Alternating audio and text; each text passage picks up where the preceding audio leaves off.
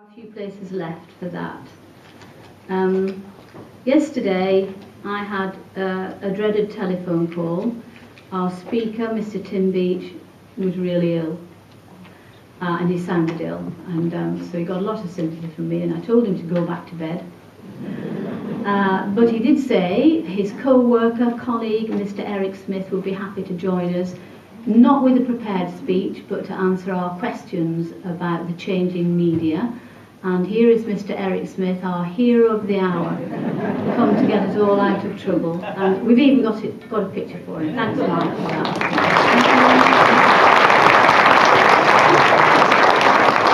Thank you. Good morning, everybody. Good morning. I'm so glad I wore a different shirt. Didn't know you got that. I'm usually here for pantomime. There's going to be another pantomime in about 6 weeks' time, you noticed? General election. That's going to be very interesting, isn't it? You can have a prepared speech if you like, because we've got the next 3.5 hours to spend together, so that's not worried looks. No, don't worry, I know the timing, so we're okay. Tim indeed texted me yesterday morning very early, which was slightly inconsiderate because Sunday morning is my only lie-in, really. Having got the dreaded 4:30 alarm clock at 4:30 Monday to Saturday, I tend to have a lie-in on Sunday. But anyway, he texted me, he wasn't well, and he said, could I step in? So here I am, and it's a great pleasure. So let's hope we can have some fun together in the next 45 minutes or so. I noticed it's the changing media world, and we can talk about that by all means, because it is changing very rapidly. Let me set the scene for a minute or two, then whatever questions you have, we'll go with the flow. Right. Go back years and years and years, BBC, 1920s, British Broadcasting Company, British Broadcasting Corporation in the end. Radio for years and years and years, started then dabbling into television, was very staid, very old-fashioned, maybe you could argue had better values in those days. Yeah? The days when, even on the radio, the newsreaders used to wear dinner jackets and bow ties to read the news, and they did. Okay. And we went through the war years like that. A very brief hop in history here. We went through the war years like that, and into the 1950s, and it was still a very staid, very proper organisation. Then into the 1960s, and in the 1960s, there was a little bit of competition creeping in. Remember Radio Luxembourg?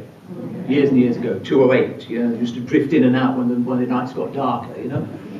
Playing pop music from Luxembourg across Europe, aimed at this country primarily. And then we had the pirates, the pirate radio stations in the 1960s, playing pop music to the youngsters of the day, very, very popular. Radio London, 270, Scarborough, Radio Caroline, etc. And all this time, the BBC's got the light programme, the third programme, and the home service. And was very, very staid and very proper. But the pirates were illegal. They were occupying frequencies that weren't licensed to be theirs. It can't be a free-for-all. I mean, right across Europe there is an agreement as to who uses what frequency and at what power, so that it all doesn't just blend together and be one big mishmash. So the pirates were using frequencies that weren't licensed. They were then made illegal by the government passing the Marine Broadcasting Offences Act in 1966-67. And at the same time, the government got BBC in London and gave them a bit of a kicking and said, what are you doing? You've got to actually update the BBC. You've got to get into the modern world. You've got to provide something for younger people as well, because the pirates are on their way. So at the same time, the BBC then changed the light programme, the third programme of the home service, into Radio 2, Radio 3 and Radio 4. And they created Radio 1 for the youngsters. And effectively it made some of the pirates legal, because Tony Blackburn came off the ships and joined Radio 1 and was the first voice on Radio 1 in 1967. So that's how that then started to change the face of radio. And at the same time they had a bit of a dabble in local radio. The first local radio station was Leicester, and then Sheffield, and then Merseyside, and there were 8 initially, as an experiment for a year in 1967. Co-funded by the rates. Co-funded by the local council. That's so dangerous. It's crazy. Can you imagine Radio Shropshire, co-funded by the local council? I'm not getting political, but can you imagine my conversations with Keith Barrow when he's paying my wages? How can I ask the difficult question? How can I be seen to be independent?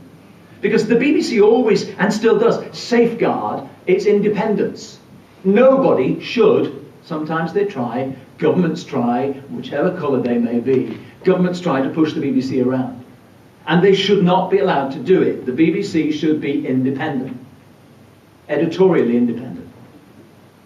So it was a bit of a dangerous premise, really, to fund local radio with the rates as well. But they did that for a year to see if it would work.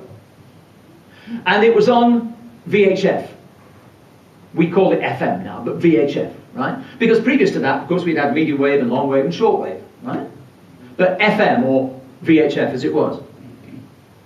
Not many people had a VHF radio then.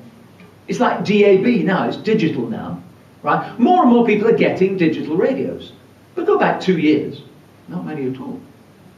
But this was only on VHF. But after a year, it was decided that it had been a reasonable success. And the BBC would open 12 more. So they opened in total 20. In actual fact, now I think we've got 40. In fact, we have got 40. There will be no more. There's no more expansion of local radio, but we have 40, if you include Jersey and Guernsey, the two in the Channel Islands. But 38 mainland stations. Serving 90-95% of the population. Paid for from the licence fee, a little bit from the licence fee. Okay? So your licence fee is paying a little bit towards Radio Cornwall, Radio Cumbria, Radio Northamptonshire, etc., and of course BBC Radio Shropshire. So the whole thing started in 1967, and it was rolled out slowly but surely, and then the last phase came about when BBC Radio Shropshire came into being in 1985. 23rd of April, 1985. St George's Day, Shakespeare's birthday. BBC Radio Shropshire's launch date. So you don't need to be a genius to work out that we're celebrating our 30th birthday this year, in April. Now, interesting about radio, it's habit. Radio is habit, far more than television. People are promiscuous with television, don't like what it is, change the channel. Watch something else, put that on that time, whatever. And it's changing again, changing face of the media world, we'll get to that. But for radio, it's habit. It's particularly breakfast that I do. It's what you want in the morning. Now, listening to BBC Radio Shropshire's breakfast show might not be everybody's cup of tea, because we're all different again. It's what you want in the morning. If you want music, you won't listen to us. We play music between 6 and 7, but then 7 till 9, it's all speech.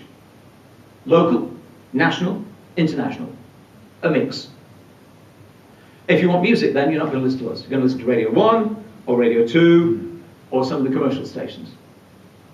If you want speech, we stand a chance here.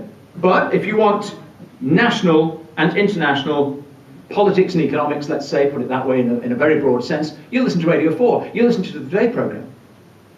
If you want to know what's going on locally, you'll listen to us. Because you can't get anywhere else in the morning. Okay?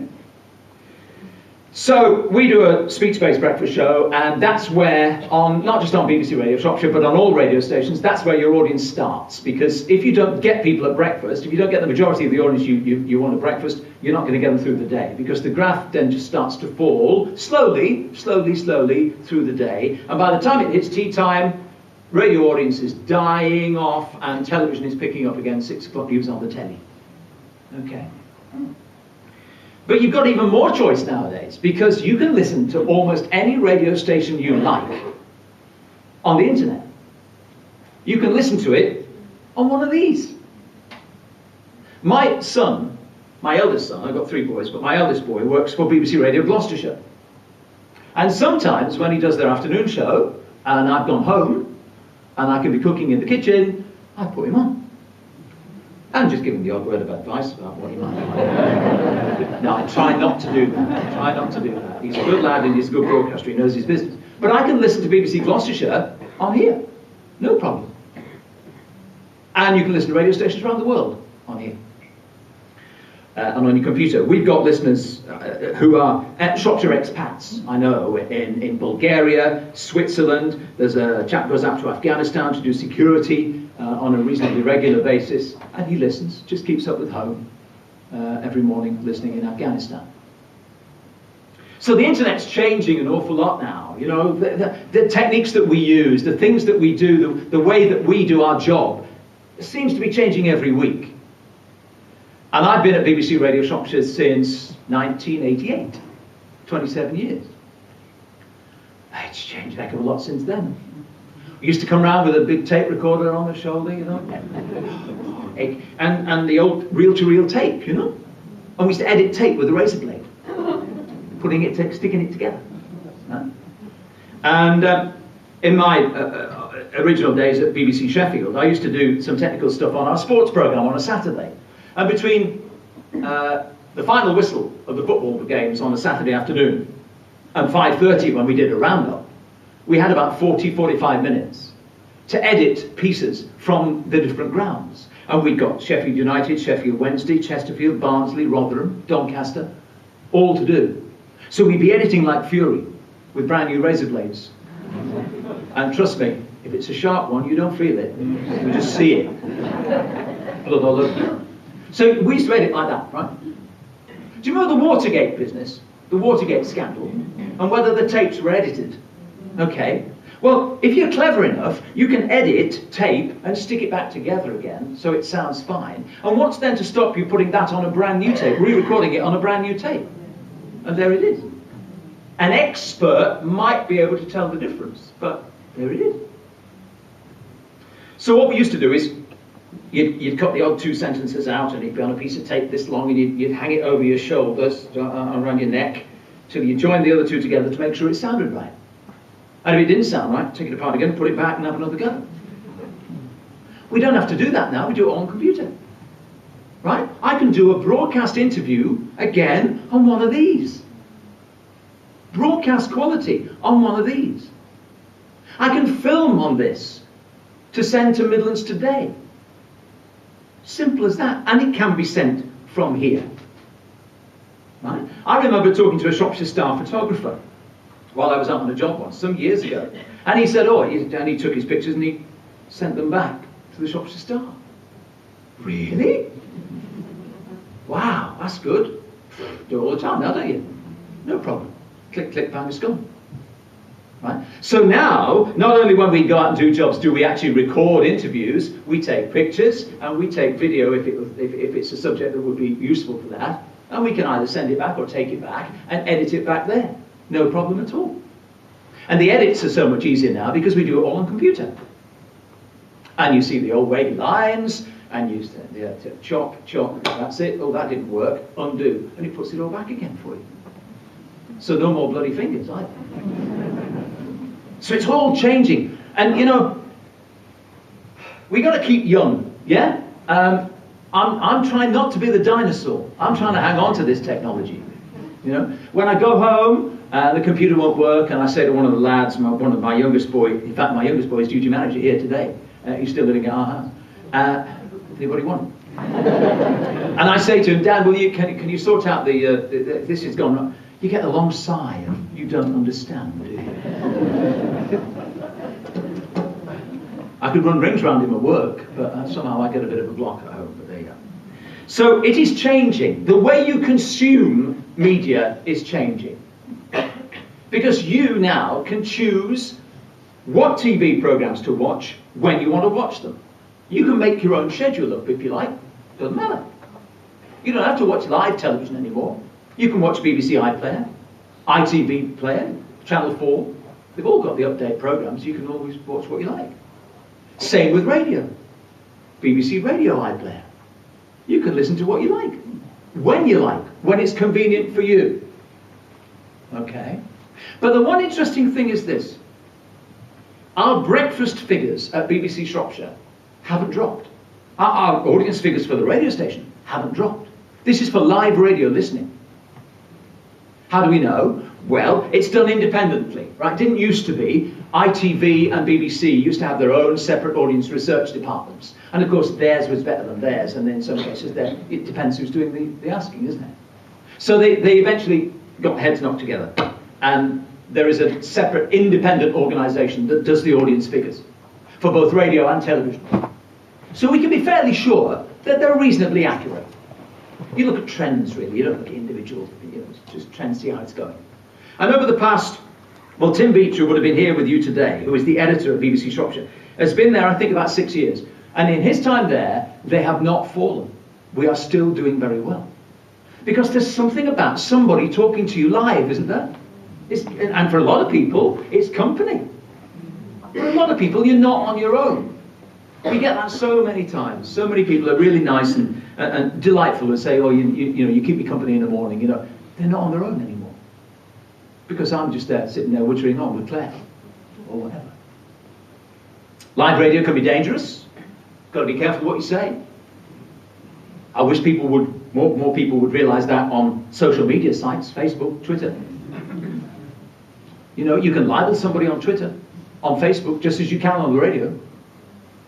There's libel and slander. Slander is the spoken word, libel is the written word. Except libel also applies to broadcasting because it's deemed to be more permanent. So we've got to be very careful what we say. We've got to be very careful what we let other people say. We've got to be careful what we put on our social network site, on our Facebook site, on our BBC News Online page. Very, very careful that you don't libel somebody, inflame a situation that shouldn't. There's been an interesting situation over the weekend in Telford. I don't know whether you saw the story this morning, you heard the story this morning there was a man in Telford in Southwater who jumped on Saturday from the roof of a building. And we generally don't report things like that as it's going along, because it's just, we keep away from that. But it happened, he jumped and sadly he died, and we have reported it. And then we had somebody on this morning who said that she saw somebody there, she saw more than one person there, filming things with their mobile phone. That's the changing face of the media world, isn't it? What are they going to do with that? Put it on YouTube? No. And people shouting jump and being so totally irresponsible, So we've got to handle that with such sensitivity. We've got to be really, really careful. Comic Relief the other night, all of the phone lines for Comic Relief and Children in Need and things like that, they are routed through, initially, the BT Communications Centre at Gabowen, at Oswestry, near Park Hall. It's a big communication centre there. I've been in there and had a look. It's like Fort Knox getting in. Quite rightly so. But you go downstairs and in there's a huge room and big, big screens, right? And they've got the telly on, and they've got Twitter feed, and they've got Facebook and everything else. And you talk to them and you say, well, what? They say, we will know what's happening before you do. Before we do in the media, generally. We know it because of Twitter, because of Facebook. We know things, hang on, what's that? And we know something's happening, because then there starts to be a lot more traffic. And they then, because of their role, they can route phone lines and they can route clear paths for general traffic, for instance. 9/11, tragic 9/11. They know all about it. They know what's going on because they can see phone lines start to buzz. It's off, and off it goes. On a lighter note, they said, when was it Take That, I think, reformed, remember? One of those boy bands, Take That reformed. God, I do sound old now, I'm not stop doing that. When Take That reformed, the tickets went on sale at 9 o'clock one morning. And they'd taken a screenshot of the computer, which shows the traffic, the telephone traffic around the country. And the screenshot is complete blood red. Because everybody just dived in, the whole thing. So they know what's happening because of all the social network feeds, and they watch the telly, and they know what's coming up. And they plan for events like Comic Relief and Children in Need and things like that. Okay? But the job we've got to do in the media, and I speak primarily, of course, and particularly for the BBC, we've got to be responsible in our reporting of things. We do sometimes get it wrong. I think perhaps to be perfectly honest, the BBC's apologised too much in the past, rather than saying, no, go away. When pressure has been put on them by politicians, for instance, right? The BBC should at sometimes, it's not wrong to apologise, it's quite right to apologise, but they should sometimes stand up and say, no, we were right because we've done it right down the middle. And if, as we're so careful with the election, you know, it's just unbelievably careful, you would not believe the amount of documentation we have to do for this election, for any election. Yeah, it's quite right, to show balance. There are those who say the BBC's full Arabian lefties. The BBC's right-wing this and left-wing that. Well, okay, if we steer a middle course, we're okay. But we've got to balance all the interviews we do just as soon as that, what they call a pending period, and it's coming up in the next couple of weeks, begins. And we've got to document to the second the amount of time that we have interviewed for politicians to make sure that we get a balance. That's what it is. When we do debates, you know this hoo-ha about the debates on the telly, right? It's all about balance. It's all about the BBC not showing fear nor favour and doing it straight down the middle. And for those who think that, you know, we are biased, we're not at all. Occasionally, we've had one local politician who shall remain nameless, who has a bit of a go and says, well, we're always having a go at, and we never compliment, you know. Yes, we do. Yes, we do. Because if we were particularly keen to have a go at one side over another, well, if I started that game, I'd be brought to book by my peers at BBC Shropshire for a start. There's a lot of editorial scrutiny goes on. And more so as we get to an election like this. So the media is changing. It's digital, it's quicker. You can consume it in a different way. There are any number of websites that you can get your information from. What we must stop doing is speculate. I hate it when we speculate. We don't know anything, so let's talk about what might happen. What? Stop always doing that. Let's interview each other about what we think might happen in the next week. No. Let's report the news when it happens. And if it hasn't happened, move on to something else. Okay? We can't sanitize the world. It's a cruel world we live in at times. We've got to tell it like it is. But not graphically to the extent that we show footage that would be destroying and upsetting. Do you know what I mean? So it's a big, big balance. What you show in the 6 o'clock news may be a little bit different to what you show in the 10 o'clock news that night. Because after the watershed, maybe it's a little bit later. What then you show in Newsnight at 10:30, you know? And all funded from the licence fee. That's an interesting question. How long's that lot left? Who knows? It will change. It's got to change. BBC spends a lot of money. A lot of money. Colossal amount of money. But television is very, very expensive. Radio less expensive. An individual local radio station, minuscule. But there are 40 of us. So whatever we cost, multiply by 40. That's the true cost of local radio. It's a lot of money. Yeah? If you put one journalist, one extra journalist, in a local radio station, to be fair, you've got to put 40 in, haven't you? That's 40 jobs. Well, say goodbye to £1 million. You know? Rough figures, I think, round about. With on costs and everything else. So we do tend to run around a bit to cover this patch of Shropshire, which is big. Still, I think, the largest inland county. We're getting a new satellite vehicle very soon. Don't worry, it's not 40 foot long and things like that. It's a little van with a dish on top. And so long as it can see the sky, we should be all right. Okay? At the moment, we've got a very aging radio car. It's about 12 years old with a rising mast. And in some places, it's a bit hissy and this, that, and the other. But with a bit of luck, this satellite thing can see the sky and we should be okay. So things are changing so quickly for us inside the media, and the way you consume it is changing too. Far more flexible than it ever was. Where it's going, who knows? DAB, digital radio, is taking off. it's okay. It tends to drop out every so often. I've got one on my car, and driving around Shrewsbury, sometimes it drops and misses and spits, and just always at the moment when you want to know, isn't it? You know. So tell me what it was like when, and it goes, well, that was an interesting one because. And then 150 yards down the road, you missed the story. Well, you can get on iPlayer, can't you?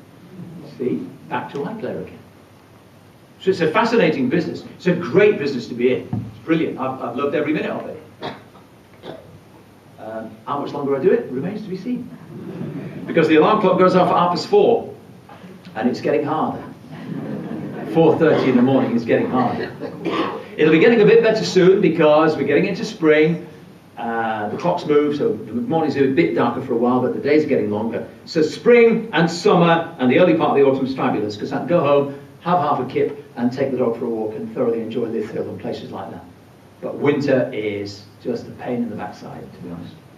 But there we are. But the job's great because it's so different. Every day is different. Don't know what we're going to face tomorrow. I might have had an idea if I'd stayed there this morning instead of talking to you. I think I'd much rather be here because we have a morning meeting every morning to sort of work out where we might go tomorrow. But of course, that's all dependent on what happens in the news, isn't it? I'd go back to 9/11, those awful events at the Twin Towers. Change the news agenda, not for that day, not for that week, not for that month. For years, it's still, terrorism is still the big thing, isn't it? Because, you know, that's the way the world is going, sadly. So we've always got to be ready to sort of sidestep what the plan might be for tomorrow morning to what the plan has to be because of events, either local, national, or international. Because there will be some Shropshire, do you know, this county is amazing. There'll be some Shropshire link. One of the Brits, there were two Brits on those planes that crashed into the Twin Towers. One of them was a young man from Shrewsbury. He'd gone to the primary school, gone to sixth form college, gone to university, and his parents lived 250 yards away from the radio station. Now, one final point, and then we'll do some questions. One final editorial dilemma for you. You are in our newsroom. You are our editor of the day. And you now know that this boy, this young man, who's died in the plane crash, is one of two Britons on that plane, and his parents live 250 yards up the road. You know their address, you know their name. Do you go and knock on their door? It's an interesting one. The right answer is yes. But you send the right person to do it, and they do it in the right way. Now, as it happened, we did. And his parents were happy to talk to us about their boy. We banked on that being the case, and it was. But we did it very diplomatically. We didn't push. If they'd said, no, thank you, go away, we'd have gone away. We don't bother them again at every anniversary. You know, that's it. We did it, and they were very kind, and they spoke to us. And that's the way that perhaps a local radio station has its roots in the county. We live in the patch, we know the people. That's the way we do it, perhaps differently to some of the national boys, particularly the newspapers, who would perhaps come in, give you a bit of a kick in, go away, and then pester you for a while, you know, etc. So we do it in a different way. But the media is changing rapidly. And where it's going to go, I have no idea. We couldn't have predicted where we are right now 5 years ago. The emphasis on social media, etc., and our websites and things like that. It's amazing the speed at which it's moving. Throw some questions. Let's do it for it. What was your background before you got into radio? and what's the difference today? What qualifications would you need to get into radio today? Okay. When I left school, I went into the legal business. I was a trainee legal executive for 3.5 years. And I hated it. Absolutely hated it. Couldn't stand it. And I was part-time. I was working for Mecca. Not as a bingo caller, but in their clubs and nightclubs, clubs and discos. So I was sort of a jock, a DJ at 19, if you like. And I desperately wanted then to join the BBC. And I got a job initially as record librarian at BBC Radio Sheffield, picking up the rubbish after producers who couldn't be bothered putting them away again, and putting records away, and filing records, and typing index cards, and goodness knows. And I didn't really enjoy that, but I was in. It got me in the organisation. It was very difficult to get in. And I remember when I got the job, my father said, "Are you sure you know what you're doing?" 43 years on, Dad, yes, I do. Because I've loved every minute of it. Every minute of radio. Because it's what I wanted to do. As far as getting in nowadays, well, I'll give you an example. Sometimes it can be falling through an open door. There was one young man came to see us on BBC Shropshire. He did a week's work experience with us. A week. And I said to him, if you don't get a job in the media, you're mad. You can do this. I can see you can do it and you'll enjoy it. He's now a studio manager in London, and he's just actually moving to Salford. But he's a studio manager in radio in London. And I can give you 2 or 3 examples of that, of people who've gone through BBC Shropshire and done other things. You might say greater things, depending on your ambition, what you want to do, but, you know, who fell through an open door. And one more example is my eldest boy, who works for BBC Gloucestershire. He left Sixth Form College here and was going to go to Staffordshire University to do a degree in politics and journalism. And he had a gap year, a year off. And he'd been doing little bits with me at BBC Shropshire, learning this, that, and the other. And whilst he was on his gap year, there was a job at BBC Radio Leeds advertised. He applied for it and got it. And he rang me one day and he said, "Dad, I'm not going to go to university. I've got a job at BBC Leeds. I got the job." Did you really? Well done. So he got the job at BBC Leeds at 20. He's now 31. He's got 11 years in the BBC. He's a happy boy. So sometimes you can fall in. But he got a bit of experience with his dad at BBC Shropshire. So there are different ways. But the best way in now is journalism. Because it's all about journalism now. It's more and more about journalism. More about being trained to ask the right questions of the right people at the right time. I was talking to Ian Ross, who I've known for many a year here, and we were talking about knowledge. I don't have to have a great deal of knowledge about lots of things. Well, I do. I have to have a little bit of knowledge about lots of things. I don't have to have an in-depth knowledge about most things, because if we get you into a studio to talk about it, all I need to do is to press the right buttons. You know what it is. You know what you're talking about. If we think maybe you're on the wrong side of the tracks here, and you know, where's the money gone, for instance, that sort of interview, then I'll do a lot more research. Because I need to look you in the eye and ask you that very question. And when you give me the wrong answer, I need to put you on the right track. Because that's not what I gather. Because I gather that happened. And when people reach for the glass of water, you know you're winning. It's true. They sit there, with that glass of water. Oh, I'm winning. To be perfectly honest, when I was a younger lad, and I'd been at Sheffield a while, and eventually I worked my way around and did various things, and they gave me breakfast to do, the breakfast show to do, news again, news-based. And I'd be about 23, 24. And I used to walk in the morning and realise that I was going to have to do an interview with Professor whatever. Well, the next 15 minutes I was on the loo. Right? And I can almost remember the day when I had a doctor, medical doctor or not, I can't remember, but I had a doctor opposite me in the studio, and he was as nervous as a kitten. And at that moment, it's like a revelation, at that moment I realised that this was my territory. He was scared. Yeah? So it's my ground. And of course confidence comes when you get older. Now, I've been in this for a long, long time now. You don't scare me. Don't be here, don't be rude. But you know what I mean? You don't scare me. Let's go for it, you know? And sometimes you bluff a little bit, and sometimes the bluff comes off. I remember, don't ever tell him, will you, but Daniel Kaczynski, you know, told Daniel. I remember having an interview with Daniel, and I can't quite remember what it was about, but I remember saying to Daniel, but that's not the case, is it? No, because da-da-da-da-da. And he buckled.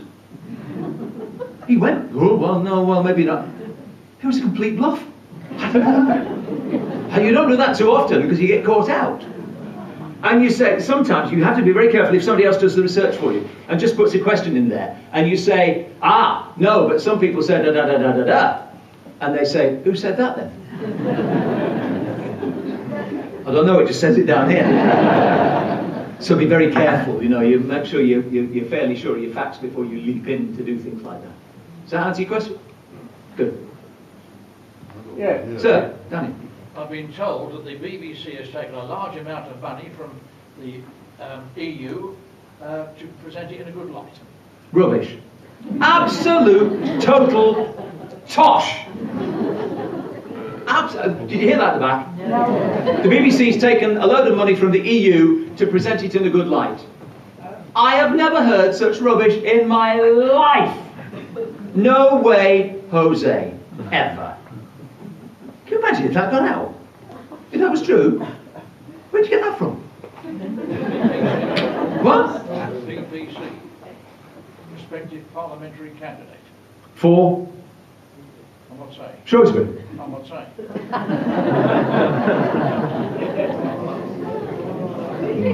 Oh. This will be good. I've got a series of debates to do in the next few weeks with all the candidates locally. I've got one which is going to be an absolute nightmare. Telford and Wrekin, 10 of them.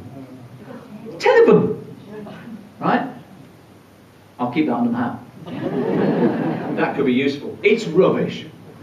Absolute tosh, wouldn't dare. Thank you, Eric.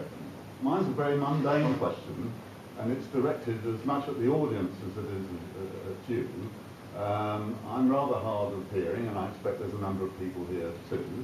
I had absolutely no trouble discerning what newscasters are saying. I can even watch Daxani quite happily.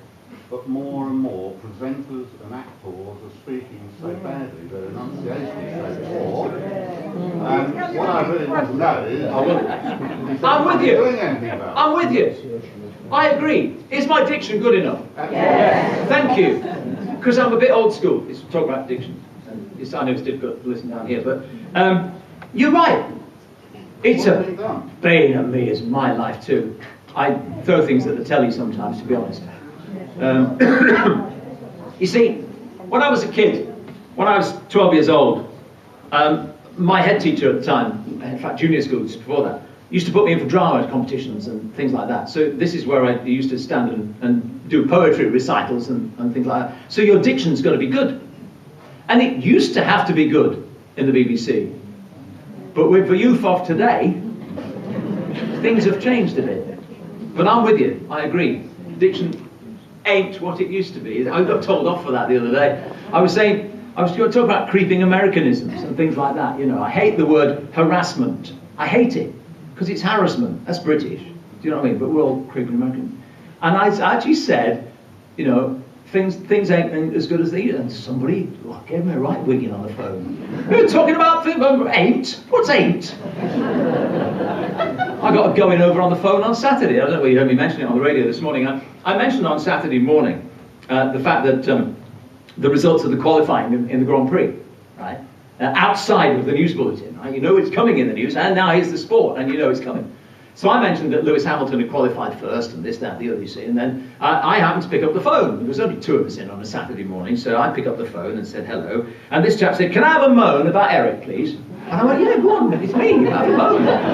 Go on, no problem." So he said, "Oh, you've just spoiled my morning, blah, blah, blah, blah, blah, blah, blah. You just mentioned the Grand Prix and this, that, the other."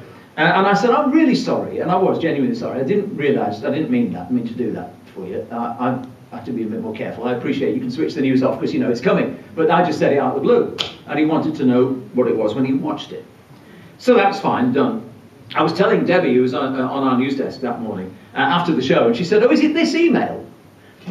So she showed me an email that had come into the Radio Shropshire email box. And it was somebody else having a go, you see. Except this was, there's nobody here, is it?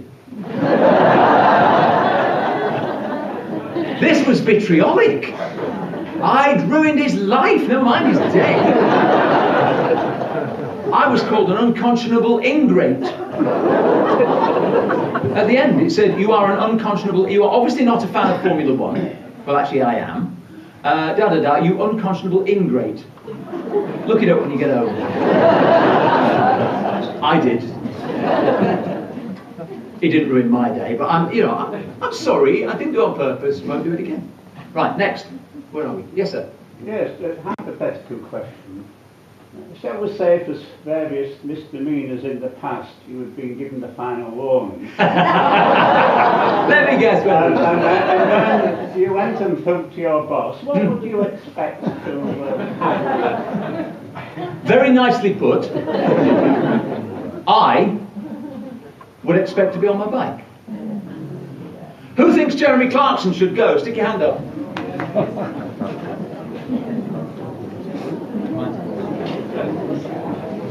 Not a lot of Top Gear fans in there. Seriously, if you think Top Gear could survive and would survive without him, put your hand up. Oh, interesting. Okay, fine. Jolly good. Chris Evans could take over. I've heard that one. A few people have said that. That's right. I understand what you're saying. You see, there again, it's not just because it's BBC. Let me just put that to one side. If it was any other organisation and there were big headlines like that. Big headlines in the newspapers the other day. We had to be very careful on that morning after with Clarkson punched this, Clarkson did that. How do we know? We don't know. I don't know whether he hit it. There are some stories that say the producer went to A&E. So obviously, if that is the case, contact was made. Was it over a hot meal? Did Clarkson rant and rave with 4-letter words in the hotel, as was reported in the papers? I don't know. And there again, it's not sitting on a fence. It's, I don't know. So we can't sit there and say, oh, well, this is terrible. But if he hit him, that's a very interesting question. Because there is the argument, of course, that you can't have one person bigger than the show, the organisation. Oh, well, it's all right for him. It's all right for him. So I take your point. I'd expect to be on the bike. That's personal. Right, carry on. Next. Fire away, yes. Who's the most interesting person you've ever interviewed? Oh, gosh. Right. Do you know, it goes back years and years and years. And I think it's Peter Ustinov. Because there are 3 types of interviewees. One, the person who won't talk to you. But usually personalities, put it that way, are not like this. They're usually all right. Some of them are a bit awkward, as you've seen on the telly before today, with various people.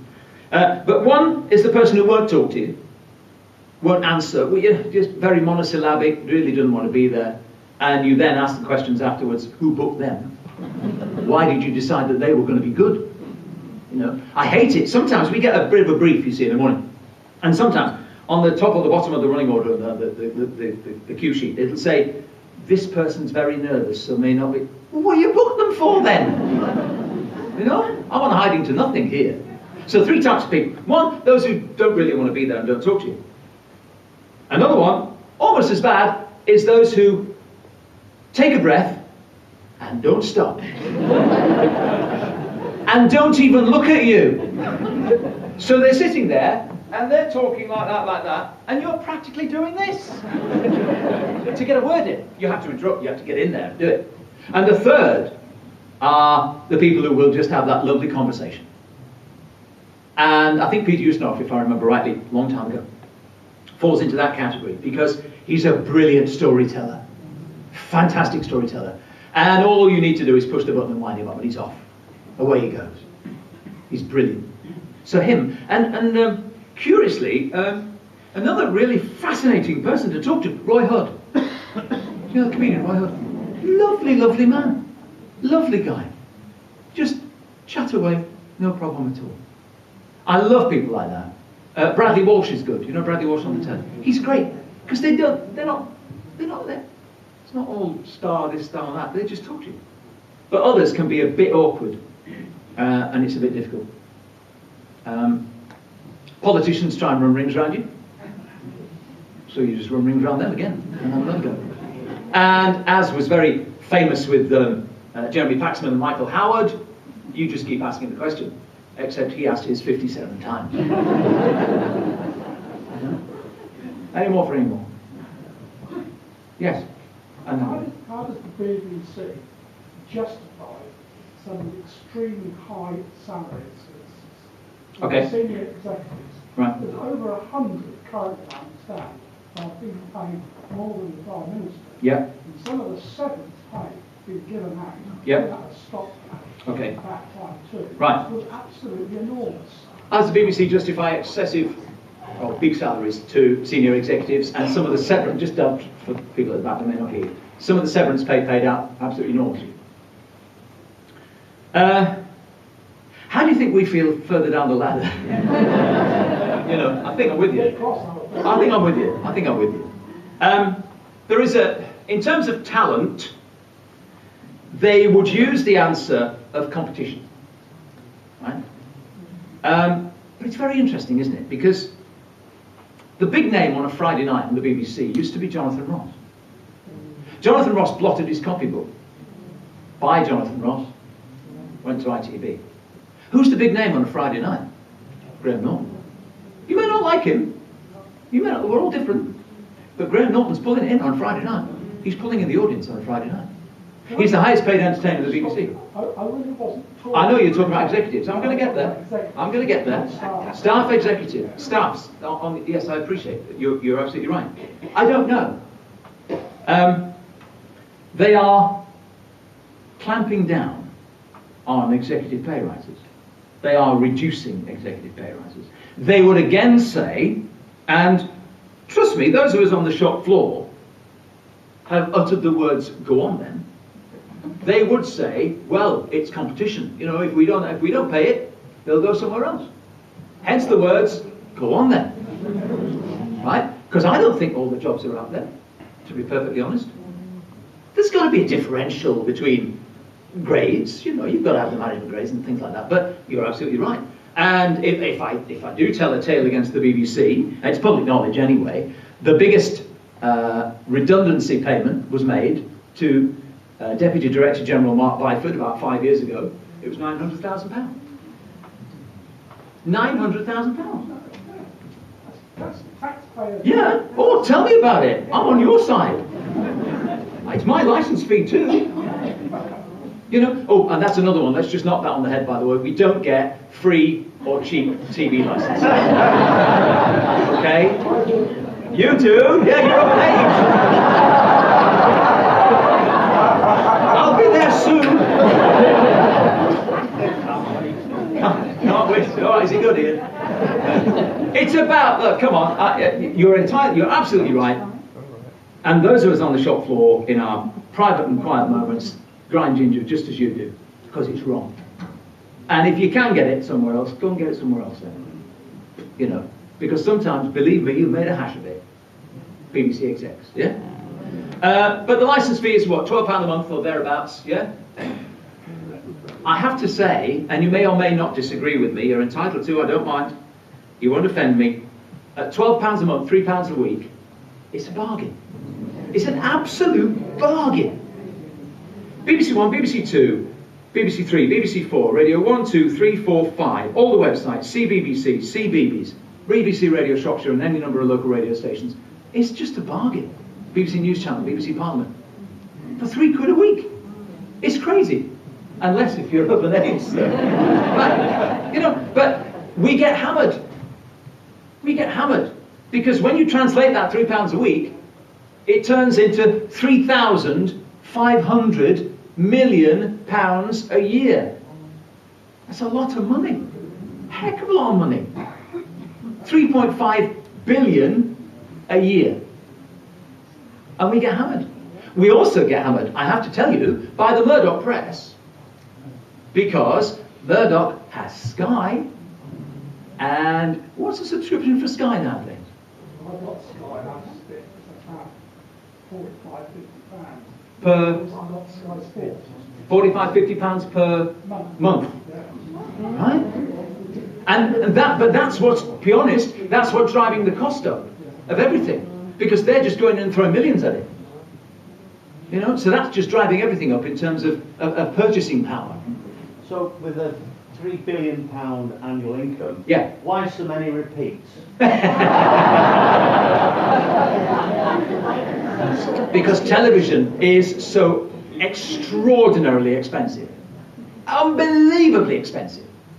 I don't know the current figures. I used to do a lot of these sorts of talks. And I've heard, with the greatest respect to you all, I've heard all of these questions over the years. And they're very valid. They're very valid. But I used to know up-to-date figures, and I don't know them anymore, sadly. But I would not be at all surprised if the budget for Strictly Come Dancing is nearly £1 million a show. Right? I wouldn't be at all surprised. At all. Because the production values, the standard of it is fantastic, is it not? It might not be your thing, I don't know, Strictly, you know, but it's amazing. The standard of it and what they do is absolutely amazing. That is very, very costly. Television swallows money. You know? You're talking hundreds of pounds per hour. And then you'll say, well, let me preempt another question.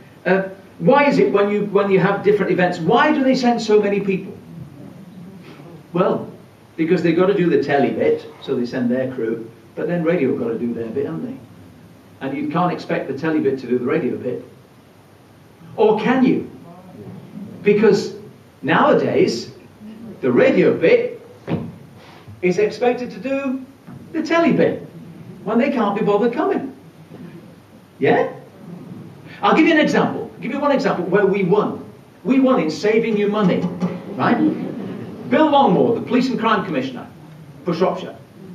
Bill rang me one day. I have a very good relationship with Bill, although I can ask him and still ask him the very difficult questions because he's spending your money and mine. And Bill Longmore, the Crime Commissioner for Shropshire, rang me one day and he said, can you come and see me? I've got something I want to tell you. So I said, okay. What, me? He said, yeah. Okay. Can you give me an idea?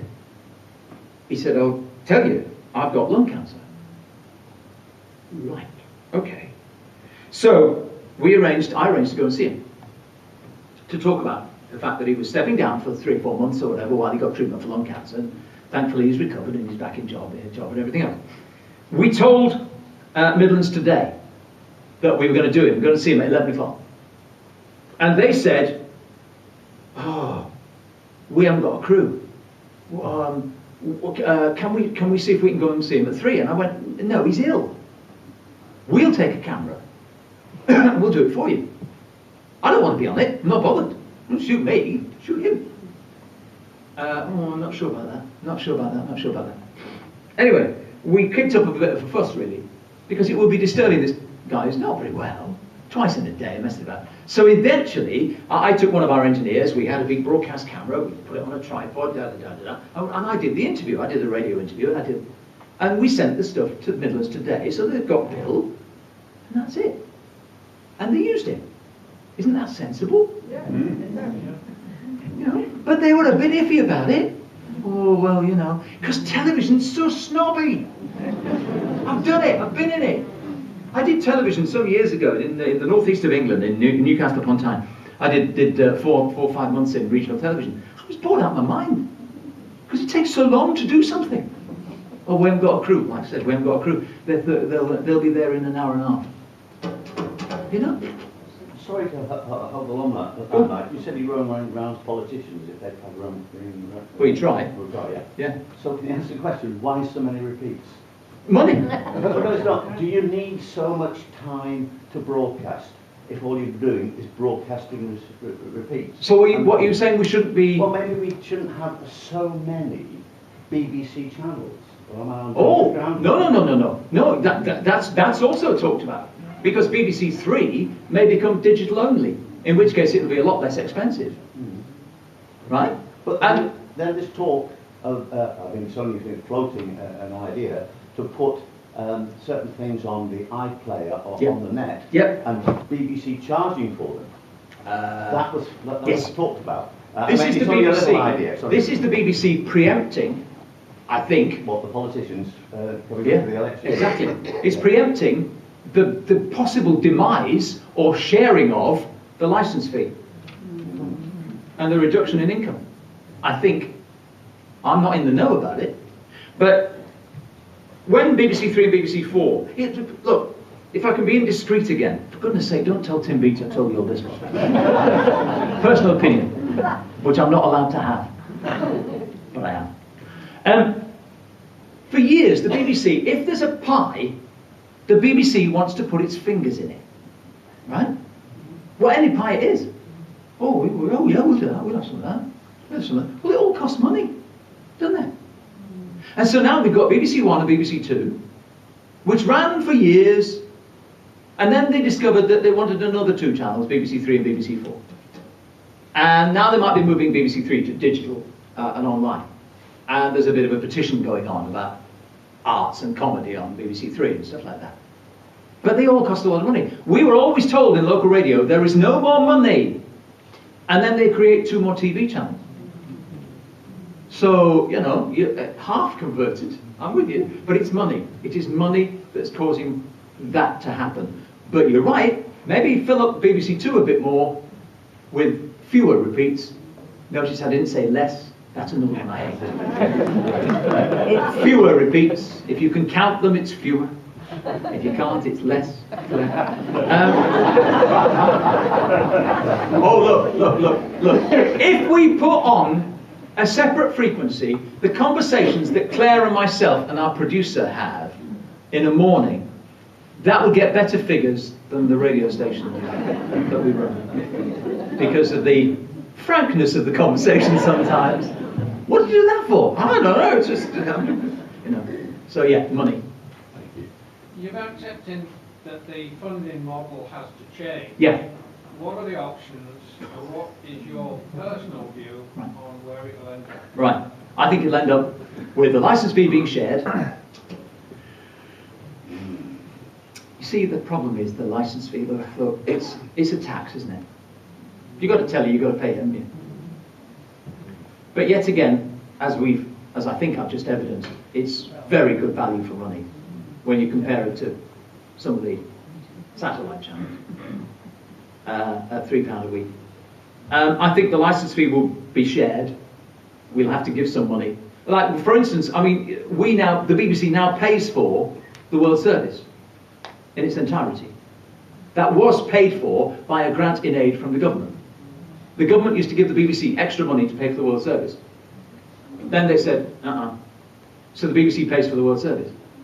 The BBC pays money towards S4C in Wales. So, you know, it's starting already. And I think the licence fee will be shared a little bit more, perhaps a lot more, and we will be going down the route of a certain amount of subscription. Whether that's progress, I don't know. But it's choice. It's choice then, isn't it? You know, if the licence fee is perhaps frozen or shared amongst others, and then you can choose whether you want to pay for some of the elements of broadcasting on BBC. That's the choice. Yes. With these wonderful wildlife programmes, you always know that after all the talk, there's got to be a cameraman there walking through the jungle in great danger or getting down under a kilometre of ice. And they're sometimes there for long periods. And you wonder, how on earth can the BBC finance that? Because that must be extortionately expensive. It's television again. It's a lot of money. When you get planes, you call on a plane to come and rescue somebody. Yeah. Yeah. I just absolutely marvel at the cameramen that follow up these wildlife. Right. We're talking, in case you didn't get it at the back, wildlife programmes and things like that on the telly. They're there for a long, long time, stalking the seals and things like that, and then sometimes having to be rescued from out-of-the-way places. It's a lot of money. But aren't the programmes brilliant? Oh, yes. You know? If you've got high-definition television. You wonder how on earth they can be affordable. You sort of marvel at the expense Yeah. of that. But you see, this is it though, isn't it? You know, it's a cliched phrase, isn't it? But it is a window on the world that we never get, isn't it? You know? The endangered species of whatever, the wonderful David Attenborough programmes that he's done over the years. That's fantastic television. It's amazing television. And as I said, especially in high definition. It's just... But there's more and more of them at it now. Yeah? News channel and, you know, the... Yeah? But they're very popular. It's not just David Attenborough. No, it isn't. It's not just Attenborough, but they're very popular. But again, it's the nature of television. They're very expensive. You haven't mentioned the fact that films like that, the wildlife films, are actually sold to other countries. Oh, indeed they are. So a lot of That's a very good question, a very good point. Can I just ask one more question Yeah. as well? You've mentioned ratings several times. How do they know Right. how many people are watching a particular programme? Right, okay.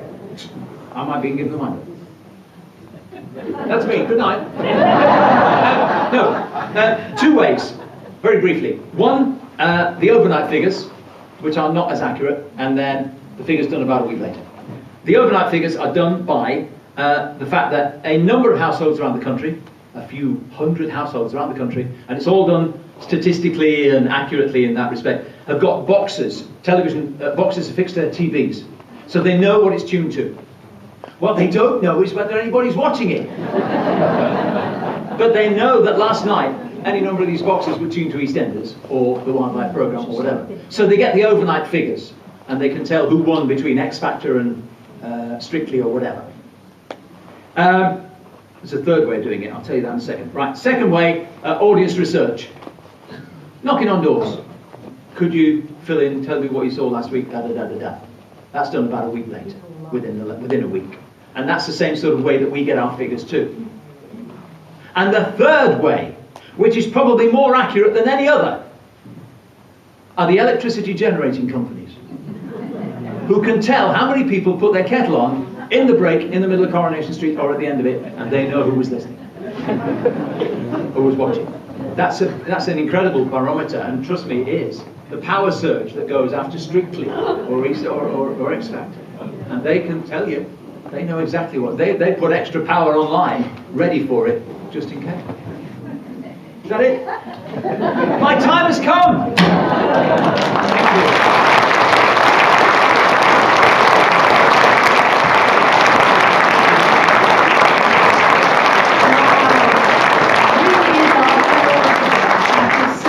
Come to pantomime. Dick Whittington.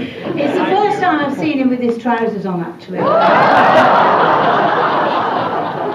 Thank you again. It's funny, one panto story. When we did Sleeping Beauty here, right? And there was one time, it's a schoolroom scene, and the school, certainly in the main theatre, but the school benches are there, you see. And I come on in short trousers and a crown, of course, because I'm the king, I'm Sleeping Beauty's dad. And the school teacher, the dame, says, "What are you doing here?" I said, "I've just come to keep an eye on Sleeping Beauty. I've got a note and everything else, do all that." And one evening, he said the line was, "Who can pronounce that long Welsh town name?" I practiced it for ages. I could do it. I'm not going to do it now. Anyway, I have to say, "Yes, me." So I stand at the front, you see, and I'm standing at the front like this, if I may use you as a prop. Right? And he looked at me and he went, "XYZ." What? I said, "XYZ." I had no idea what he was talking about. No, what do you mean? He said, "Turn round." What? This is the day, you know. Turn round. What? So I turned around and he said, "XYZ." I had no idea what you're talking about. "Examine your zipper." And my zip on my short trousers was down. Well, like you, that got the biggest laugh of the night. So we kept it in. And every night we did it, and trust me, everybody every night thought I'd forgotten to fasten my zipper. Sorry, carry on.